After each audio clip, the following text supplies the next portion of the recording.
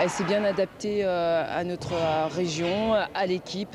Et donc c'est pour ça qu'on l'a repris pour une deuxième saison. Et je pense qu'elle amène beaucoup par justement son professionnalisme, sa rigueur et puis son enthousiasme, sa gentillesse. Bref, Katarina Michnova, Katia pour les intimes, fait bien l'unanimité sur le terrain et en dehors du terrain. Et sans faire de bruit, Katia la Slovaque, qui n'a rien d'une mercenaire, est devenue un des piliers de l'équipe d'Orion. C'est une personne qui fait preuve de beaucoup d'abnégation, elle travaille un petit peu dans l'ombre. C'est quelqu'un qui est très professionnel. On l'a vu l'année dernière par rapport à sa blessure. Et moi j'ai insisté pour la garder parce que je savais que c'était quelqu'un qui pouvait nous apporter énormément. Et le retour en forme de Katarina Michnova coïncide avec un mieux du côté de l'équipe auvergnate. Après Béziers, Clamart a bien failli repartir bredouille. Rion va mener 2 manches à 1, mais au moment de plier le match, dans la 4e manche, l'absence de Lopez, victime d'une contracture, va peser très lourd. Et avec seulement 6 joueuses valides après 2 heures de match, Rion va s'incliner 3 manches à 2 pour un dernier ballon qui fait très mal. C'est vraiment dommage parce qu'on peut gagner 3-1 et c'est dommage 3-2, mais ça va, play down, c'est devant nous et j'espère revanche.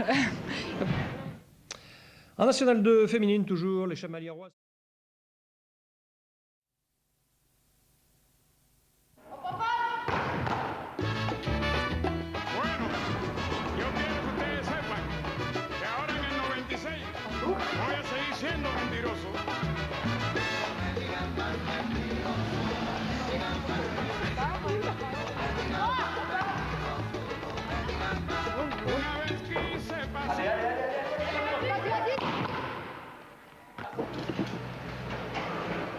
Déjà, on est grande, donc on passe pas inaperçu. Et puis, deuxièmement, c'est vrai que les gens s'y intéressent beaucoup, quoi. Alors, dans la rue, c'est des interpellations. Alors, le VBCR, comment ça se passe? Les nouvelles recrues? Qu'est-ce que vous allez faire cette année? C'est quoi vos objectifs? Tout ça. Donc, les gens s'intéressent, c'est bien. C'est sûr.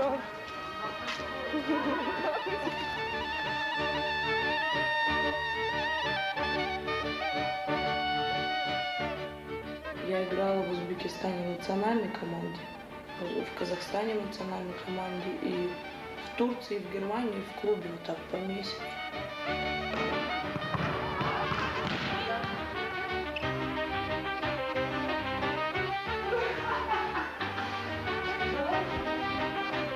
Cette année encore, on rechange 5 filles dans l'effectif, donc c'est encore tout un travail à refaire, c'est tous les schémas tactiques à revoir, c'est les bases de jeu à revoir, c'est un fond de jeu qu'on ne va pas avoir avant 4 ou 5 matchs, donc il va falloir énormément de travail. C'est vrai que collectivement, c'est un travail de longue haleine qui se prépare.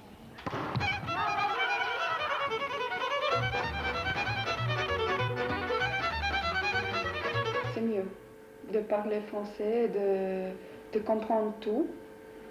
Je pense que c'est mieux d'être dans une équipe où tu peux parler, tu peux comprendre tout.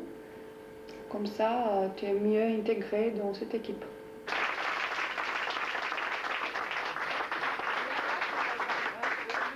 Pourquoi vous avez voulu venir dans ce club? Parce que...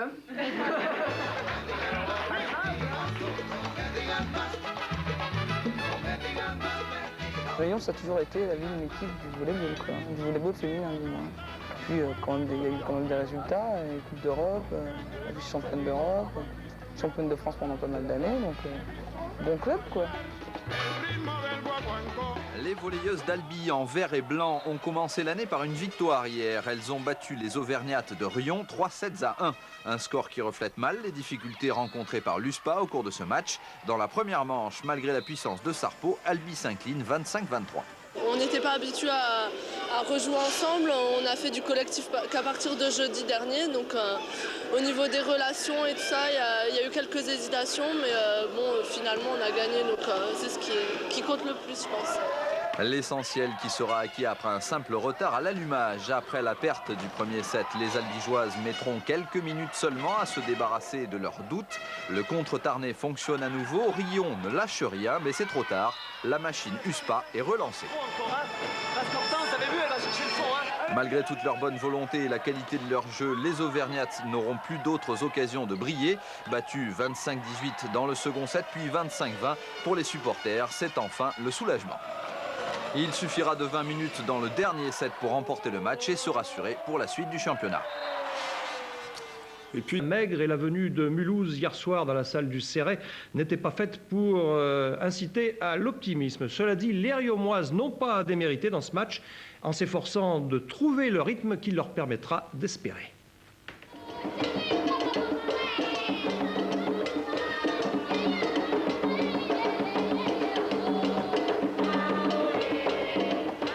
En dépit d'une mauvaise passe, les supporters de Riom ne perdent pas le goût de la fête et pourtant dans la première manche, c'est bien l'équipe de Mulhouse qui va faire la fête, mais sur le dos des Riomoises totalement bloquées dans leur tête, inhibées et incapables de se libérer avec à la clé un terrible 25-11 en moins d'un petit quart d'heure. C'est difficile parce qu'on sait que le public nous attend, que les dirigeants nous attendent et il faut absolument qu'on fasse quelque chose, qu'on prouve qu'on peut faire quelque chose, même si c'est difficile. Fort heureusement pour son fidèle public, Riom va quand même réagir. Après avoir lâché de très peu la deuxième manche 26-24, les coéquipières de Tetueni se lâchent enfin. À l'image de l'attaquante kazakh Wild, au Céret, l'ambiance monte d'un cran. Le public veut y croire, la température monte même de plusieurs degrés et dans les tribunes, il fait très très chaud.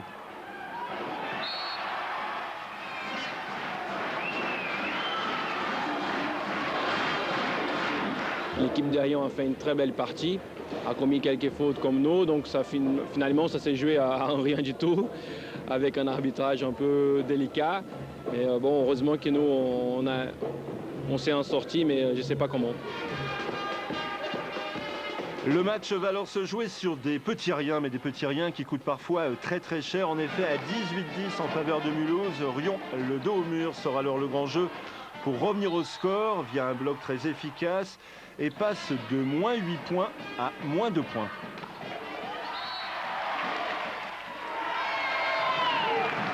Au courage, Riom revient même à un petit point, 24-23 pour Mulhouse qui plie mais ne rompt pas et va éviter les affres du tie-break en pliant le match 25-23. Côté riomois, l'honneur est sauf, reste maintenant à gérer les problèmes extrasportifs. La municipalité a compris le message et on a fait une réunion très positive avec elle il y a 15 jours. Et le Conseil général a maintenu la subvention du volley cette année. Donc je pense que sur le plan pécunier pour finir la saison, je fais un appel aux sponsors entre guillemets, je suis assez optimiste.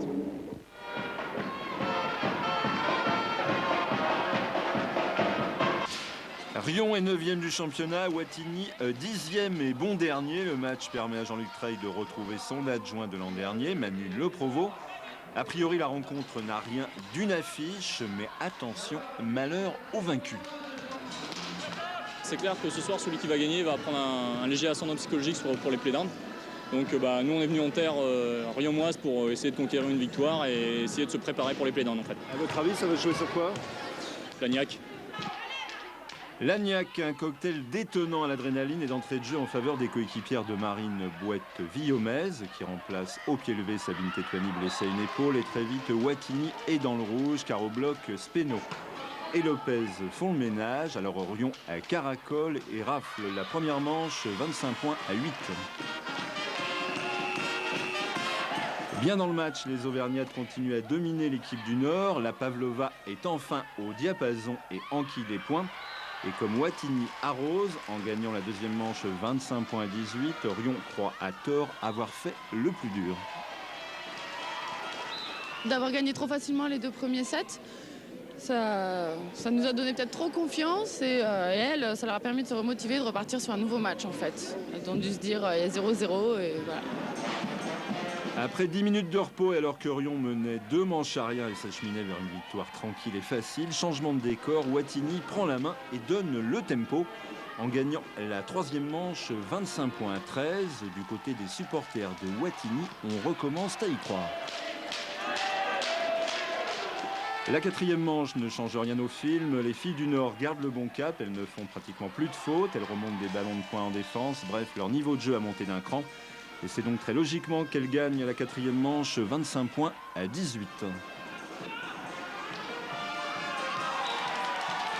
L'entraîneur a retiré les bruits pendant les 10 minutes de pause et on s'est dit on ne peut pas partir comme ça en se faisant vraiment laminer sur les 2 premiers sets. Il fallait absolument une réaction. Bon, on l'a eu et ça se joue à rien, quoi. Encore une fois, mais c'est vraiment le match qu'il fallait gagner. Donc. Et à 2 manches partout, on joue le tie-break dans une ambiance très tendue, mais le fidèle public de Riom va une nouvelle fois aider son équipe à revenir dans la partie et sous la pression. Les joueuses de Wattignies vont finir par craquer. Riom mène 13 points à 10, puis 14 points à 10, balle de match.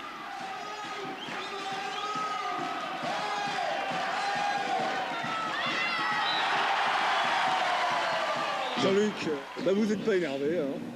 Non. C'est incroyable. Si, c'est intérieur. C'est intérieur. Je crois que j'avais beaucoup de choses à démontrer, donc il fallait un petit peu remettre les pendules à l'heure. Mais c'est vrai que j'essaye de rester calme un maximum pour être lucide sur ce qui se passe sur le terrain. Maintenant, c'est vrai que c'est pas facile. Là, maintenant, je décompresse. Il y a un gros trou là. 6e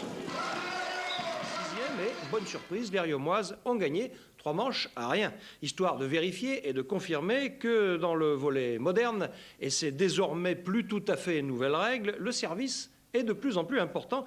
Finalement, c'est comme dans la restauration, ça peut suffire à faire la différence.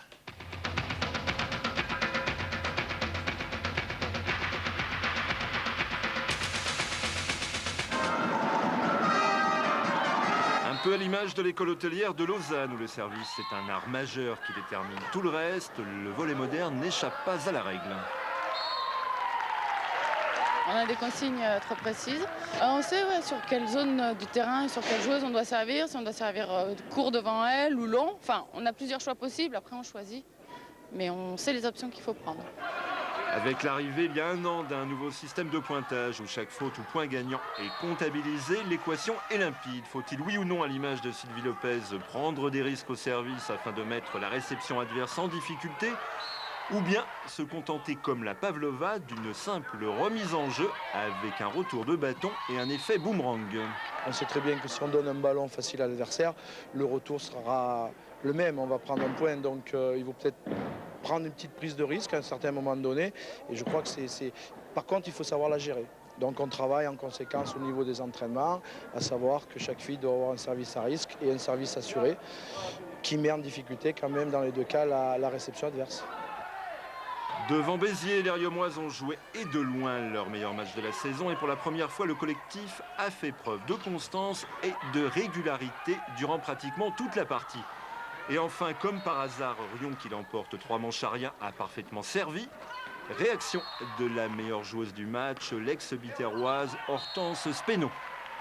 C'est toujours bien de gagner devant une équipe qu'on vient de quitter, quoi. C'est comme ça.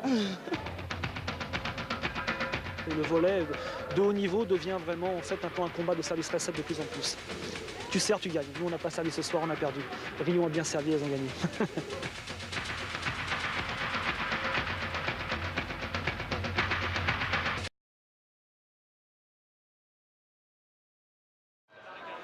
Vainqueur 3-2 au match aller, l'équipe de Riom n'a pas le choix. Il faut impérativement gagner, pratiquement un kit ou double pour l'avenir du club. Mais devant Riom, le 3e de 1B Saint-Cloud n'est pas venu en victime expiatoire et joue la montée. Et vu l'enjeu, Riom est à côté de la plaque et pendant très longtemps, on va craindre le pire. Ça a été très dur pour les nerfs. Et donc au début du match, ça s'est ressenti au niveau du jeu. On était très tendus, très stressés. Pendant 3 manches, Riom va donc faire du yo-yo et jouer le train fantôme. Et vu d'en haut, le film est toujours le même. L'équipe de Riom a peur, elle est bloquée par l'enjeu et l'événement inhibé. Et les coéquipières de Sabine Tetuani vont même être menées par 2 manches à 1. C'est pas très bon pour le cœur des dirigeants et il vaut mieux gagner les matchs 3-0 chez nous. Cette équipe de Saint-Cloud a joué crânement sa chance et ça a été plus que difficile. Vous avez souffert, hein? Moi, oui. Je pense que les filles aussi. Le dos au mur et au bord du gouffre, l'équipe de Riom va enfin se mettre à jouer pour éviter la descente en National 1B et sauver sa peau dans l'élite du volley féminin français. À 2-1 pour Saint-Cloud, oubliez la chape de plomb à l'énergie. Riom revient dans le match pour égaliser d'abord à 2 manches partout avant de gagner le tie-break. et de remporter le match par 3-2 avec un dernier point de la Slovaque Katia Michnova.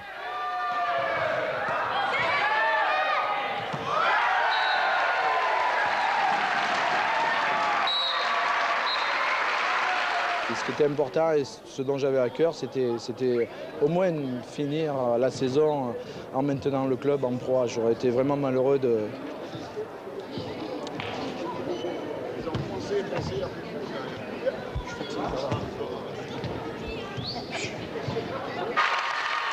Jean-Luc Treille, l'entraîneur d'Orion, marqué par la pression et l'émotion. C'est l'image que l'on gardera d'un match de barrage terrifiant pour les nerfs, mais qui se termine finalement dans la joie. En rugby en élite 1, Aurillac qui joue le